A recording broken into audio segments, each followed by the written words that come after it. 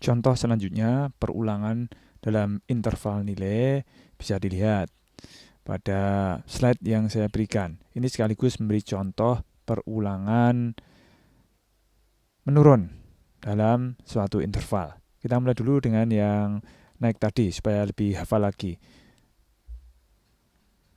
Ini 2 bilangan, ya kan?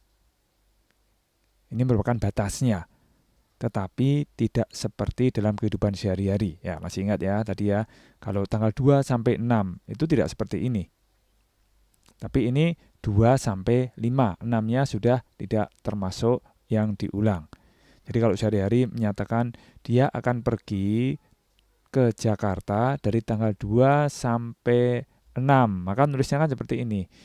Tapi kalau di Python, kalau dituliskan 2 dan 6 untuk menyatakan range, berarti 6-nya tidak ikut. Alias hanya 2, 3, 4, 5. Sehingga kalau perintahnya yang diulang adalah print, maka setiap iterasi akan mencetak nilai-nilai 2, 3, 4, dan 5. 6-nya sendiri tidak. Oke, contoh berikutnya. Yang range tapi menurun. Ini contohnya. Jadi yang nilainya lebih tinggi atau lebih besar itu disebut duluan. Ini A-nya. Kemudian ini B-nya. Sehingga karena 1 kurang dari 5, maka ini menurun. Menurunnya per berapa? Kalau ini tidak ada berarti 1. Alias tidak ada iterasi. Oleh karena menurun, ini harus diberi tanda minus. Sehingga di setiap iterasi nilai X-nya itu dimulai dari 5, tapi sampai 2, karena satunya tidak ikut dalam iterasi. 5, 4, 3, 2, 1, stop. Jadi seperti ini. Kita lanjutkan dengan pernyataan break dan pernyataan continue dalam perulangan. Ini mirip dengan kehidupan sehari-hari kalau kita mencari sesuatu. Kita hanya butuh satu saja. Maka setelah ketemu, kita tidak akan melanjutkan pencarian. Misalnya kita ingin mencari seseorang yang bersembunyi di bioskop. Tentu saja kita harus membandingkan foto orang yang dicari itu dengan semua pengunjung bioskop. Semua pintu ditutup, kemudian foto dibandingkan dengan wajah pengunjung bioskop satu persatu. Pasti nanti jika yang dicari itu sudah sama dengan fotonya, maka pembandingan gambar tadi, foto tadi dengan sisa pengunjung bioskop yang belum dibandingkan sudah tidak diperlukan lagi karena orangnya sudah ketemu. Itu sama dengan break dalam Python atau dalam bahasa pemrograman yang lain. Ini universal, kebanyakan bahasa pemrograman menggunakannya. Kemudian kalau continue, ini berkebalikan dengan break. Kalau break itu menghentikan proses atau menghentikan iterasi dan sisa bodi pernyataan perulangan. Kalau continue itu memang menghentikan sisa bodi pernyataan perulangan, tetapi terus melompat ke iterasi selanjutnya. Ini juga bisa diterapkan dalam kehidupan sehari-hari. Misalnya untuk bisa mengikuti kuliah pemrograman, di setiap meja yang terdiri dari 3 mahasiswa itu harus ada yang punya laptop. Nah, untuk memastikan apakah setiap meja sudah ada laptop, maka dosennya akan memeriksa setiap meja. Setiap mahasiswanya diperiksa, ada laptop apa tidak. Nanti kalau meja pertama sudah ketemu laptop pada mahasiswa yang pertama, kan ada 3 ya, maka mahasiswa kedua dan ketiga tidak usah ditanya, satu saja sudah cukup. Terus dia akan pindah memeriksa meja yang kedua. Meja yang kedua itu harus pasti ada laptopnya, sehingga satu persatu mahasiswanya diperiksa lagi. Begitu ada laptop di situ, laptopnya bisa dipakai bersama-sama, maka sudah pindah lagi ke meja berikutnya. Seperti itu sampai semua meja nanti dipastikan ada laptopnya. Nah, itu namanya continue. Jadi ilustrasinya atau gambarannya itu seperti ini. Pernyataan break atau pernyataan continue harus disisipkan di dalam bodi pernyataan perulangan. Disisipkan di tengah. Sehingga nanti bodi pernyataan perulangan itu ada bagian awalnya dan bagian akhirnya. Bagian awal itu tentu saja bagian sebelum pernyataan break atau continue. Kemudian bagian akhir adalah bagian sesudah pernyataan break atau continue.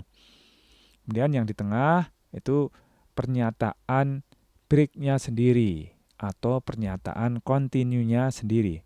Kedua-duanya sebenarnya sama.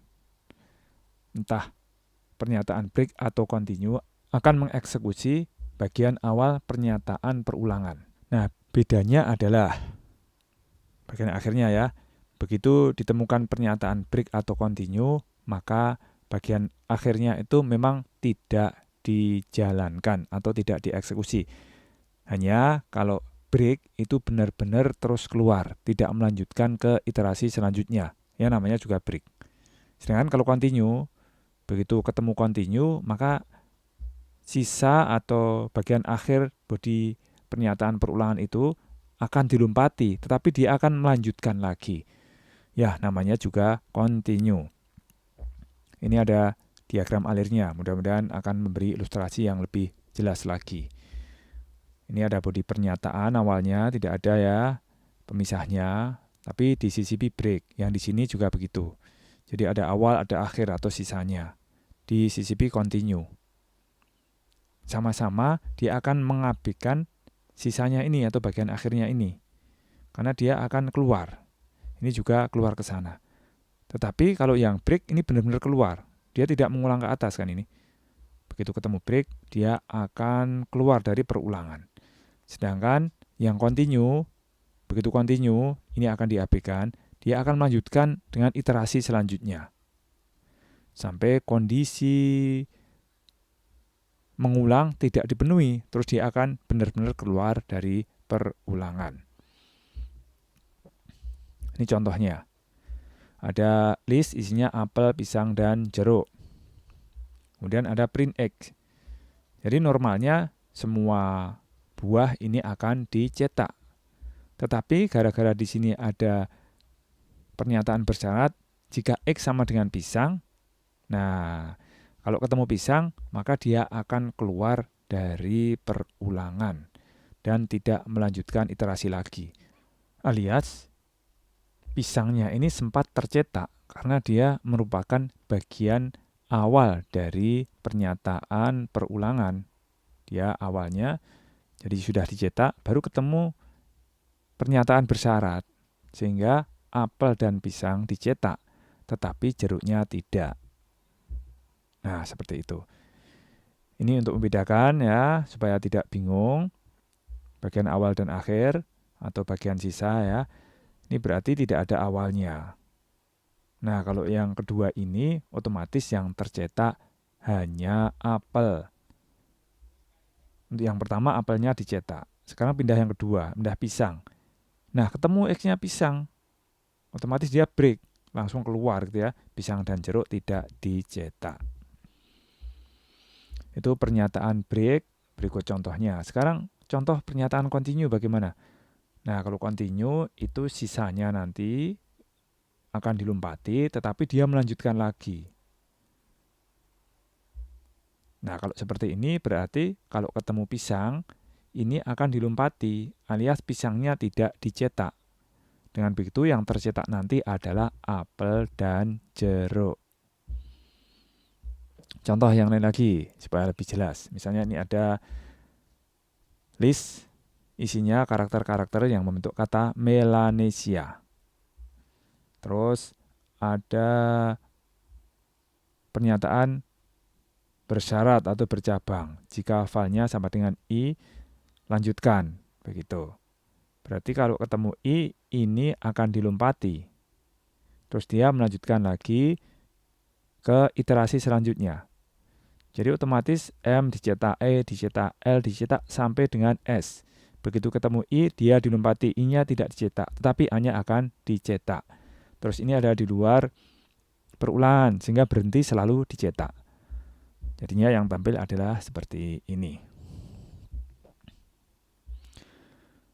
Oke, sekarang else dalam for. Jadi ternyata else itu tidak hanya melekat pada if dalam pemrograman Python, tapi juga dalam for.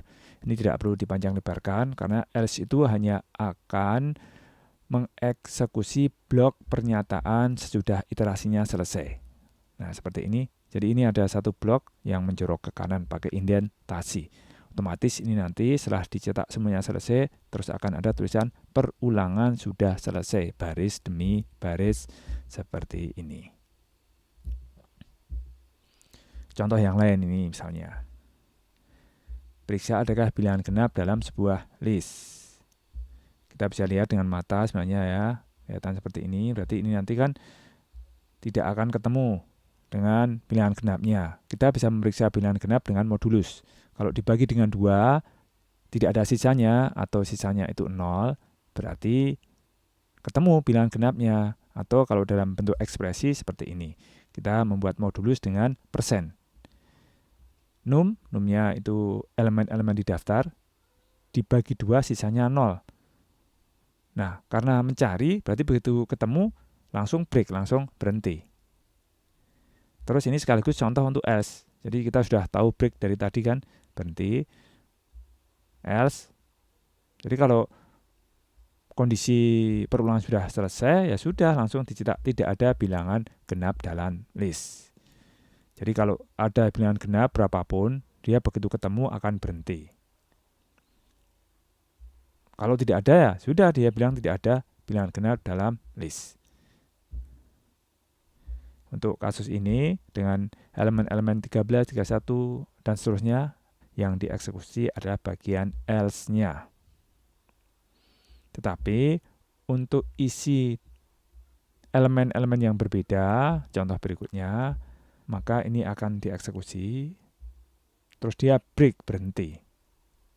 Dan bagian else-nya tidak akan dieksekusi sama sekali. Perulangan bersarang atau nested loops.